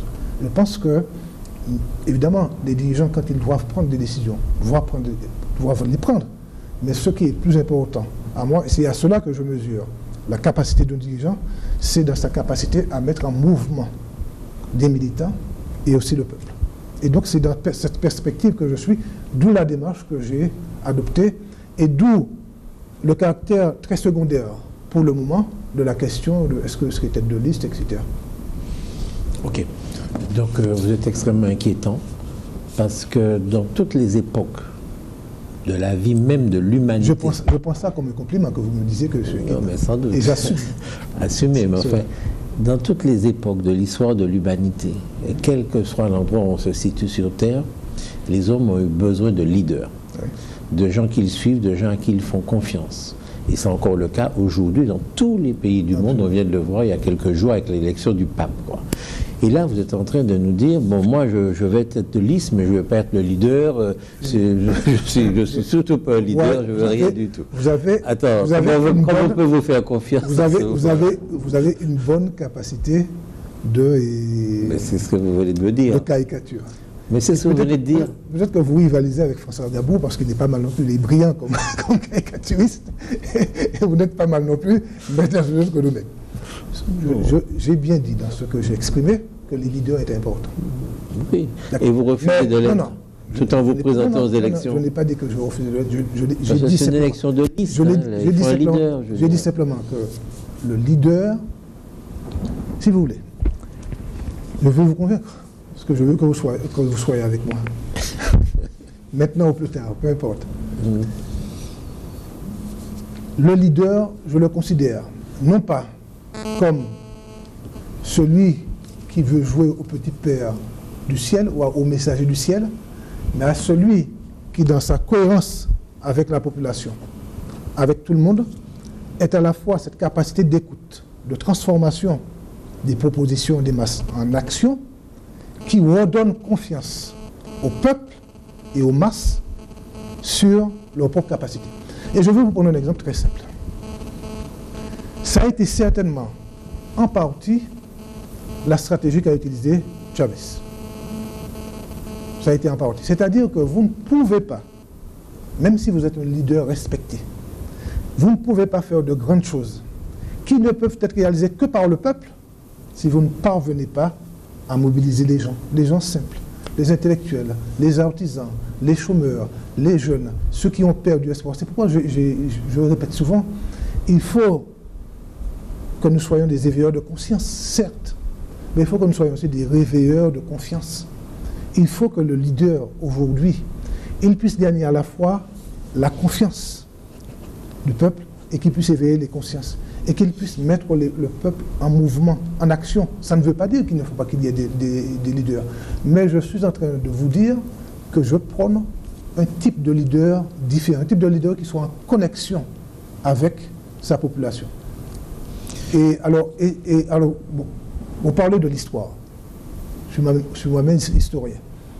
Et les grands leaders, ceux qui ont pu marquer profondément leur peuple et qui ont pu entraîner leur peuple dans des actions déterminantes pour ces nations, mais pour l'avenir de ces nations, ce sont des leaders qui ont été dans une relation de confiance avec les masses et qui ont suscité la confiance des masses. Je pense à Mandela. Je pense à Nelson Mandela. Je pense en partie aussi à Gandhi.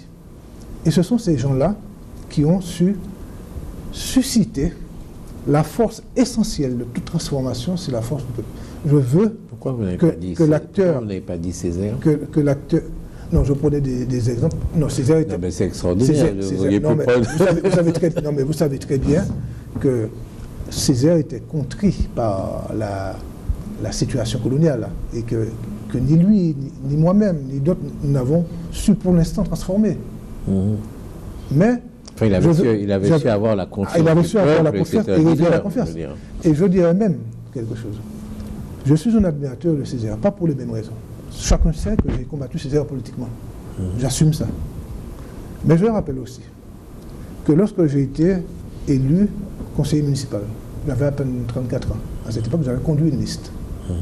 D'accord ? C'est pourquoi quand j'ai vu votre reportage récemment en disant que je pouvais être comme l'instrument de certaines personnes, j'ai bien ri parce que vous savez très bien que j'avais conduit cette liste. Et on était arrivé en seconde position et à quelques centaines de voix près, on aurait pu mettre Césaire en ballottage. Voilà. Donc c'était ça. La première chose que j'ai faite, avec mes deux camarades qui avaient été élus à cette époque, à savoir Daniel Donat, l'architecte, et Patrick Doré, qui est aujourd'hui à la tête de l'UGTM, que je salue parce que ce sont des amis qui me sont très chers. Et bien, la première chose que nous avons demandé à faire, c'est d'aller voir Aimé Césaire. Je pense que nous avons été la première liste à faire cela. Et nous avons dit à Aimé Césaire que nous voulons le voir personnellement. Et qu'est-ce que nous avons dit à Césaire? C'était en 1995. Qu'est-ce que nous avons dit à Césaire? Nous avons dit, bon, écoutez, nous avons pour vous une très grande admiration. Ce que vous avez fait pour la Martinique, dans vos écrits, dans les combats intellectuels que vous avez menés, c'est notre patrimoine commun. Nous nous en réclamons aussi. Mais nous avons avec vous des divergences politiques. Et chaque fois que vous ferez quelque chose que nous considérons comme contraire à nos convictions, nous allons les combattre. Chaque fois que vous ferez quelque chose qui nous semble aller dans le sens de l'intérêt commun, nous allons le soutenir sans état d'âme.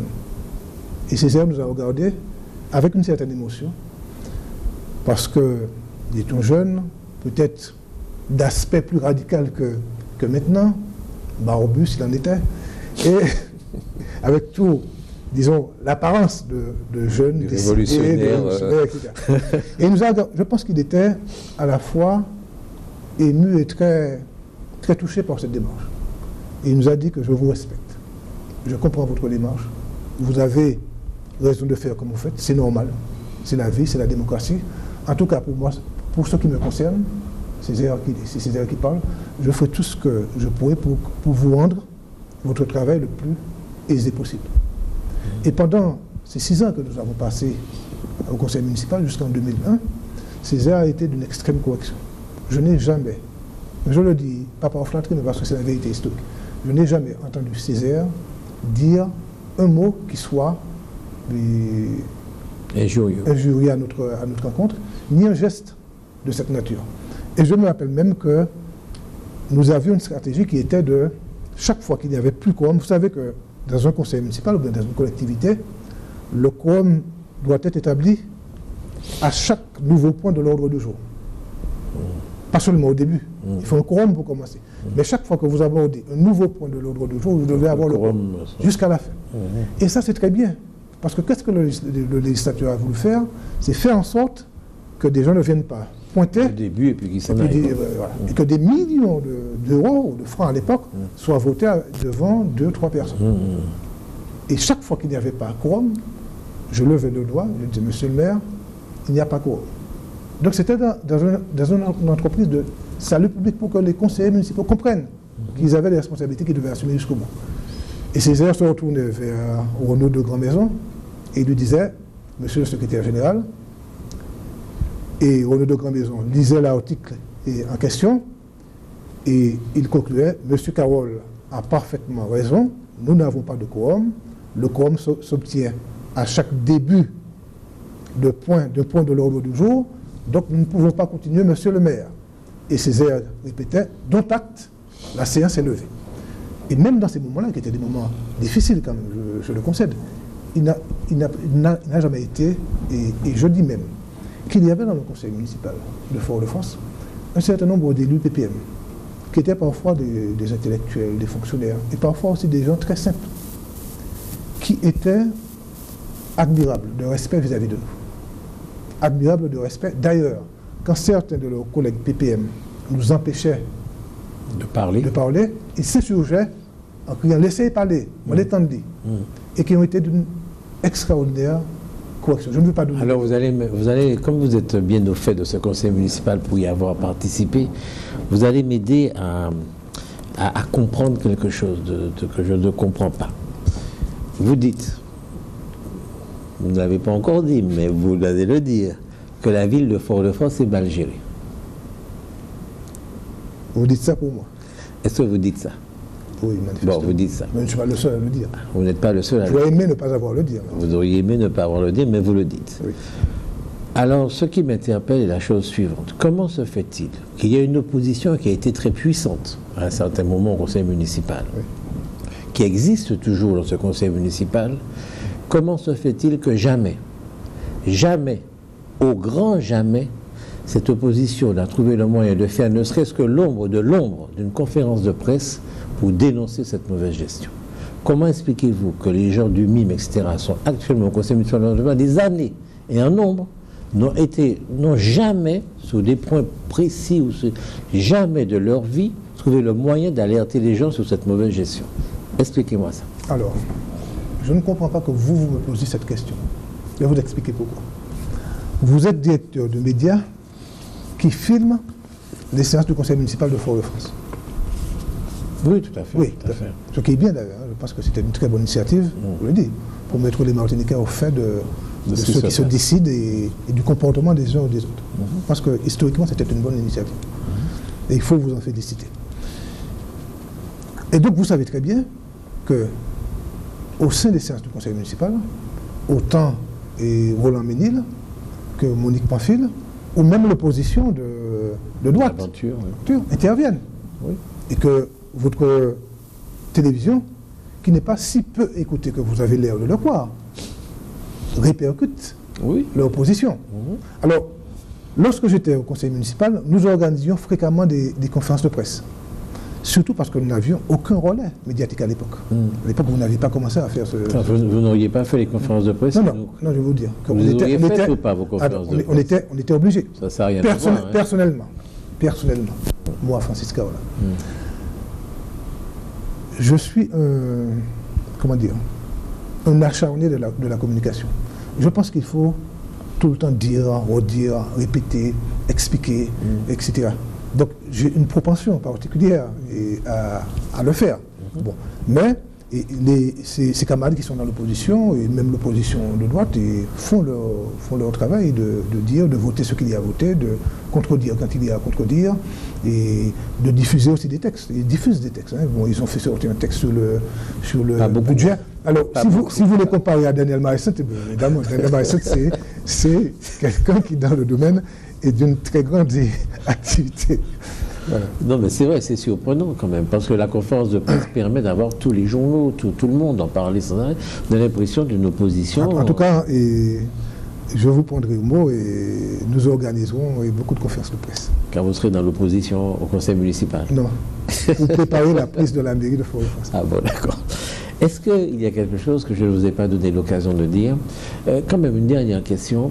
Vous le savez, vous êtes un historien, vous avez suivi, vous êtes de cette génération de la décolonisation, que c'est extrêmement facile, ou relativement facile, de s'allier pour aller contre, pour combattre, mais que c'est beaucoup plus difficile, quand on est au pouvoir, de réaliser des choses. Et donc l'alliance que vous avez faite pour aller à Fort-de-France, certainement qu'elle était plus facile à faire, parce que c'est aller contre le PPM, mais une fois que vous serez au pouvoir, qu'est-ce qu'il y a de commun en réalité entre le RDM? Vous connaissez leurs militants, ils n'ont rien d'indépendantiste, le RDM, rien d'indépendantiste. Le PCM sait qu'il n'est pas indépendantiste et il le dit sans arrêt, et puis les indépendantistes. Qu'est-ce qu'il y a de commun si ce n'est la volonté d'aller contre? Mais après, pour construire, est-ce qu'on retrouvera cette même alliance, cette même unanimité? C'est parce que je sais l'extrême facilité qu'il y a à construire une alliance contre, que je n'ai pas fait d'alliance contre. Ah, c'est pas une alliance? C'est pas une alliance contre. C'est une alliance pour. C'est une alliance pour Fort-de-France et c'est une alliance pour la Martinique. Ma réflexion est la suivante. Aujourd'hui, il faut, autant que faire se peut, lorsque les convergences idéologiques et politiques existent, tenter de fédérer. Et contrairement à ce que vous avez l'air de penser, cette alliance ne s'est pas faite comme cela. Il a fallu du temps. Il a fallu des discussions. Il a fallu que chacun expose ses positions et aille au bout de ses exposés et de ses réflexions.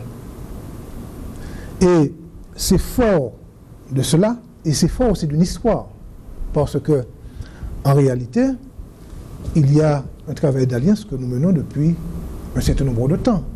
Le MIM, le CNCP, le PALIMA, le MODEMAS. Ça fait un moment.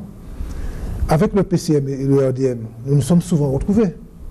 Que nous avons, à partir du moment où l'ISA a rompu avec le PPM en 2005, il y a un travail considérable qui a été mené par moi-même, par Nilor, par Garcin Malsa, par Marcelin Nadeau. Que des jeunes. Des jeunes. Relativement jeunes. Oui, relativement jeunes. Enfin, en tout cas, pour Nadeau, Carole et Malouda et Nilor. Nous avons mené un travail ensemble. Mais vous croyez que ça s'est fait comme ça? Je suis quelqu'un d'extrêmement exigeant. Avenant, mais exigeant. C'est-à-dire que ces bouts de chemin ensemble ont été possibles par la discussion. Et nous avons crevé les abcès. Et la base de ce projet, nous avons d'abord élaboré une charte. Il y a une charte qui existe. Nous allons la diffuser massivement. Et la charte est une charte qui dit notre vision de Fort-de-France. Ce pourquoi nous venons. Et par conséquent, c'est sur la base de ce projet que nous allons nous retrouver. Alors évidemment, et dans toute bataille, mais c'est comme ça, il faudra se battre contre le PPM aussi. C'est normal. Mais eux aussi se battent contre nous. Et parfois, ils ne sont pas très corrects. Lorsque j'entends Serge Letchimy dire sur une télévision concurrent ou autre sur ATV, que nous sommes injurieux vis-à-vis des employés municipaux, je suis extrêmement choqué parce que l'on nous attaque sur ce que nous disons. Il n'y a pas de difficulté. Mais il faut respecter la vérité de la position de chacun. Nous n'avons jamais dit ça. Et moi, personnellement, je vous dis que lorsque nous sommes arrivés à la mairie avec Donna et Doré, vous savez la première chose qu'on a demandé après avoir vu Césaire, nous avons demandé à visiter tous les services de la mairie. Tous les services de la mairie. Parce que nous voulions rencontrer des travailleurs, les saluer et leur dire notre considération. Et tous les travailleurs de la mairie de Fort-de-France s'en souviennent. Nous sommes allés accompagnés par Renaud de Grand-Maison, qui était alors secrétaire général de mairie. Il nous a accompagnés partout. À la mairie, dans les annexes, et à l'hôpital civil, et partout. Californie, partout. Nous sommes allés pour saluer les travailleurs. Et moi, par rapport à mes origines, mais par rapport aussi à mes convictions, j'ai un immense respect pour les travailleurs. Un immense respect d'ailleurs. L'une des actions que vous me connaissez, c'est justement, très tôt, dès l'âge de 16 ans, 17 ans, d'avoir été aux côtés des travailleurs dans des batailles pour essayer de soutenir comme nous pouvions, parce que nous ne pouvons pas tout faire. Et je vous dirais une dernière chose et sur cela, c'est que lorsque je lis le dernier rapport de la Cour régionale des comptes, le décembre 2011, je suis extrêmement inquiet. Parce que la Cour régionale des comptes nous apprend que le nombre d'accidents de travail a été multiplié par je ne sais combien. C'est-à-dire, alors que nous sommes dans une société où la législation sociale essaie de protéger autant que faire les travailleurs, à Fort-de-France, les nombres d'accidents de travail ont augmenté entre 2004 et 2010 de manière substantielle.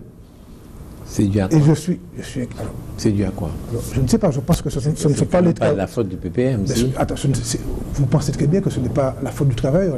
Le travailleur ne va pas se jeter en bas de... Alors c'est quoi? Le rapport de la Chambre régionale des comptes ne donne pas des explications. Ce rapport constate cela. Alors pourquoi? Alors moi, comme je connais ces travailleurs, que je les respecte, j'ai déjà discuté avec certains parmi eux, je les rencontre dans les quartiers, et j'ai beaucoup de considération pour eux, je pense qu'ils ne se jettent pas du haut de leur lieu de travail. Qu'il y a quelque chose. Et ce quelque chose, c'est quoi? L'hypothèse est simple, c'est que les conditions de travail qui sont faites aux travailleurs sont telles, dans la période qui va entre 2004 et 2010, eh bien, que cela a dû générer ce taux important d'accidents du travail que nous avons eu. C'est ça la réalité. Et vous voyez que lorsque je vous parle de ça, je m'appuie sur des documents. Et chacun n'a qu'à regarder le rapport de la Chambre régionale des comptes sur la période 2004-2010 et on pourra trouver ces informations. Et d'ailleurs, je pense que les syndicats devraient s'emparer de ça et être les premiers à en parler parce qu'il y a là véritablement quelque chose. Au moment même où la législation... C'est un pourcentage de combien en plus que la moyenne en Martinique? Alors, ce qui est important, c'est le taux de croissance. Ça a dû se multiplier par... Malheureusement, je n'ai pas eu le temps de prendre les chiffres. Je ne veux pas annoncer. Non, ce n'est pas le taux de croissance qui est important, c'est par rapport à la moyenne en Martinique. C'est au-dessus de la moyenne. C'est au-dessus de ce qui se passe... je n'ai pas les chiffres exactement en tête. C'est au-dessus de ce qui se passe en général. Et d'ailleurs, la Chambre régionale des comptes s'étonnait elle-même en disant qu'au moment où la législation du travail se renforce sur cela, où partout il y a une amélioration, c'est-à-dire il y a une courbe inverse des chiffres partout en Martinique, et bien à la mairie de Fort-de-France, eh bien cette courbe a tendance à augmenter. Pourquoi? Alors ça traduit certainement en termes d'hypothèse le malaise des conditions de travail, etc. Non, mais je n'ai pas dit du personnel, l'emploi de trois jeunes qui sont moins... Non, je veux dire que c'est la moyenne qui est... Non, la moyenne est plus importante qu'ailleurs. C'est une chose. Et en plus, c'est la force de la courbe ascendante qui est aussi à prendre en considération. Qu'est-ce qui s'est passé entre le moment où Césaire part, 2001, d'accord, au moment où il part, et l'arrivée de la nouvelle gouvernance? Alors je n'ai pas dit que le PPM organise les accidents de travail. Juste, il faut qu'on arrête, mais en 2001, Césaire, quand vous l'avez vu, Aimé Césaire, vous lui avez dit en 1995. Vous êtes intellectuellement d'accord avec lui, etc. Bon. Mais enfin, le PPM a été la ville de Fort-de-France, ça a été aussi, pas seulement une ville d'intellectuels, c'est une ville de résistance, quoi. Oui. De résistance au colonial, ça a été le bastion de la résistance à un moment, lorsqu'il y a des manifestations et qu'on était poursuivi par les gardes mobiles, dans la ville de à la mairie, on allait se réfugier. Ils ont un rôle extrêmement important. Oui, absolument, mais personne n'a jamais nié ce rôle que Césaire en particulier a joué. Je ne suis pas sûr que ceux qui sont aujourd'hui à la gouvernance aient à la fois la culture politique et la culture idéologique pour avoir le même comportement que Césaire. Très honnêtement. Vous me permettez d'en douter. Je veux dire que j'ai été impressionné par l'attitude des gens de la mairie de Fort-de-France pendant les événements de 2009. Ils ont été extrêmement courageux et responsables. Honnêtement, moi j'ai vécu ça et vous l'avez vécu aussi quand vous étiez sur la période de 2009, c'est moi vous dire quelque chose. Oui. Tous les maires. Non, mais ceux-là particulièrement avaient une importance, un rôle particulier. Excusez-moi, la mairie de Rivière-Pilote, la mairie de Sainte-Anne. Non, mais la ville de Fort-de-France a quand même, c'est là qu'il y avait les défilés, c'est là qu'il y avait les casseurs, c'est là qu'il y avait... Les casseurs, il y en a eu très peu. Ils ont fait... Il y en a eu très peu, justement, parce que la ville a fait son travail. Ce que je veux vous dire, c'est que ce mouvement était tel, par sa puissance, par sa force, par sa capacité à mobiliser les gens et à libérer la parole, que d'une manière générale, toutes les institutions en Martinique ont joué sur... Prenons l'exemple de la préfecture. Prenons l'exemple de la préfecture. Il y a eu quelque chose... Non, mais je veux dire que physiquement, on a vu des salles de chimie, on a vu Mariette et tout ça. Physiquement, on a vu tous les élus. J'y étais en permanence. Vous ne m'avez pas vu moi, Si, je vous ai vu. Non, on a vu Caillol, on a vu... Oui, mais je ne veux pas... Dans les endroits... parce que vous avez des trucs qui me parlent... Non, je vous dis très franchement. Honnêtement. Je vais vous le dire honnêtement. Je considère que ceux qui dirigent aujourd'hui le PPM, et je ne suis pas seul à le dire, mais d'autres membres du PPM le disent, ils frappent par leur manque de culture politique et leur manque de profondeur idéologique. Tous. Lorsque j'entends, par exemple, l'une des toutes premières vice-présidentes du Conseil régional déclarer au moment de la consultation sur Maastricht, dire qu'elle est pour le libéralisme, comment quelqu'un qui est dans le parti de Césaire peut se permettre de dire ça? C'est grave quand même, c'est d'une gravité exceptionnelle. C'est d'une gravité exceptionnelle. C'est pourquoi je vous dis qu'ils n'ont pas la même culture. Non, mais attendez, mais en même temps, vous-même, vous mettez l'entreprise au centre du développement. L'entreprise est libérale, je veux dire.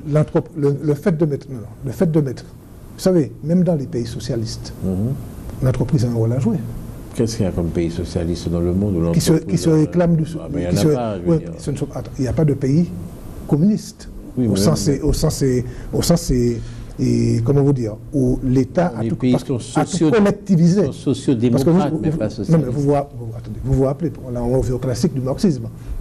Les deux étapes, la révolution nationale, démocratique et populaire, qui permettrait que les entreprises existent toujours, les entreprises soient là. Une dernière étape, qui serait la collectivisation générale, etc. Bon, mais même dans cette première étape, eh bien, même dans des pays comme la Chine, encore qu'on puisse discuter de leur communisme, de leur socialisme, etc., encore qu'on puisse en discuter, il y a des entreprises privées. Je vous ai situé le contexte. Moi, je vous ai dit que mon quartier général n'est pas dans les nuages. Mon quartier général est dans la Martinique telle qu'elle est aujourd'hui. Et donc, c'est à partir de ça que nous essayons de concevoir quelque chose, avec une vision que nous avons, qui est une vision d'un changement radical, et nous pensons, c'est de ce point de vue que nous considérons que ce que Chavez a pu faire, et même si on l'a traité de... Et moi j'ai été très choqué par exemple que l'État français ne soit pas représenté au plus haut niveau. Vous avez été fier de Lurel ou pas? J'ai été fier de lui, non pas quand il a accepté de remplacer un État défaillant, parce que je pense qu'il aurait dû les mettre devant leurs responsabilités, mais qu'il ait dit, je ne sais pas si c'est par conviction réelle ou bien par démagogie, mais peu importe, ça le regarde, qu'il ait dit qu'il ne s'agit pas d'une dictature. Je pense que ça mérite d'être salué. Je le salue sans état d'âme. Qu'est-ce que vous pensez vous avez lu la déclaration de Bruno Nestor Azero, qui a félicité Chavez, vous avez lu ça? Qui a félicité Lurel, vous avez lu? Oui. Et qui après a rendu hommage à tout ce que Lurel fait depuis qu'il est au pouvoir, depuis qu'il est ministre.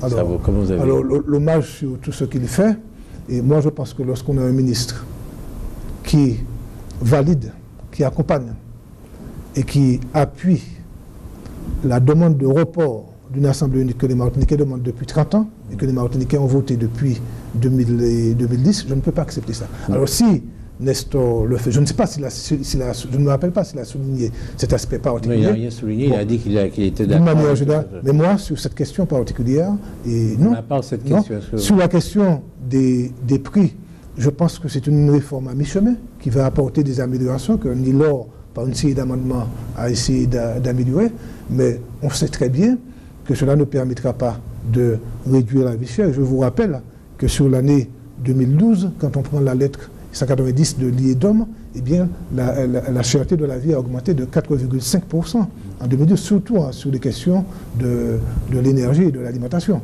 Donc, tout cela montre vraiment que les moyens que cette loi donne peuvent permettre une amélioration, notamment les 100 produits qui ont été identifiés, mais si on ne change pas fondamentalement les structures de cette économie, c'est-à-dire éviter que ce soit une économie captive, par exemple, développer davantage la production, on risque d'avoir encore pour longtemps à gérer les problèmes de vie chère. Et rappelez-vous que l'une des réformes que l'UL voulait faire, notamment un plus grand contrôle de l'État, et c'est que ces amis socialistes, qui sont en fait des néolibéraux, ont vite fait de lui dire, bon, il faut que tu arrêtes ça. Il a arrêté. Je souhaite vraiment que nous puissions avoir une autre interview pour que vous puissiez expliquer vraiment votre vision du développement, je suis à votre disposition. Les nouvelles structures que vous voulez mettre en place. Vous savez ça, il suffit que vous me... Que je vous invite et vous venez. Si je ne suis pas empêché physiquement... Ok, je vais le faire parce que ça m'intéresse, parce que vous avez tellement laissé penser qu'il y avait un autre modèle que j'aimerais savoir, le modèle que vous préconisez. Vous avez peut-être une minute pour conclure cette émission, s'il vous plaît. Non, je veux simplement vous remercier de votre invitation et de vos questions, que je trouve toujours stimulantes. Merci. Même si je suis extrêmement soucieux d'écouter votre vocabulaire pour voir ce qu'il peut cacher de messages subliminaux. Mais enfin, c'est la loi du genre. Puis je remercie celles et ceux qui nous ont fait l'amitié et l'honneur de nous écouter. Et j'appelle les Martiniquaises et les Martiniquais, et singulièrement dans la perspective des élections municipales de Fort-de-France en 2014, à se rassembler autour de l'Union pour le changement à Fort-de-France. Et au-delà de Fort-de-France, je veux porter un message d'espoir, de confiance, de combat à tous les Martiniquais qui se battent partout contre l'épandage aérien et contre la pollution, pour la pêche. Tous ces combats sont aussi mes combats. Et je pense que nous aurions tort de mener le combat sur un seul front, à savoir le front de la lutte électorale. Il faut mener le combat sur tous les fronts, tous ceux qui se battent aujourd'hui, partout pour défendre la dignité martiniquaise, pour défendre leur travail, pour s'occuper de leurs enfants, pour éduquer, pour soigner, je pense à l'hôpital. Et bien, tous ces combats sont aussi mes combats, sont aussi le combat. Et partout où on a besoin de moi, et je serai là parce que je pense qu'il faut que nous soyons ensemble pour la Martinique et pour les Martiniquais. Merci, M. Carole. Merci, chers amis de Canal Martinique Télévision, de LCL, de FM+, de KMTTélévision.com, de nous avoir écoutés. Nous avons eu le plaisir et l'honneur de converser devant vous avec Francis Carole, qui est président du PALIMA, le Parti pour la libération de la Martinique. C'est un parti indépendantiste qui fait partie de l'opposition au Conseil régional, il fait partie du GPS, le groupe des patriotes et sympathisants. Les patriotes martiniquais et sympathisants. Le truc officiel, c'est patriote et sympathisant. Il n'y a pas martiniquais dans l'appellation officielle. Et ensuite, un jour que vous aurez à intégrer un Français, vous serez bien embêté. Donc, laissez ouvert, on ne sait jamais. Un Français peut venir dans votre groupe, vous ne le refuserez pas. Non, parce qu'il n'est pas martiniquais. Non, il est martiniquais, il vient martiniquais. Nous n'avons pas d'attitude d'exclusion. Alors, pourquoi vous dites martiniquais? Martiniquais dans le sens où nous pensons que ceux qui vivent en Martinique et qui épousent notre cause, même si c'est les Bretons. Ah ben oui, mais vous êtes... Peut-être d'origine bretonne. On épouse une cause. Oui, non, c'est GPS. J'aime bien GPS aussi, ça donne la direction. Bon, il y a... Donc voilà, c'est ça, c'est carré. Bon, il est surtout candidat, probable, à la mairie de Fort-de-France pour les élections de mars 2014. Donc vous êtes candidat. Merci beaucoup. Merci beaucoup d'être venu. Merci.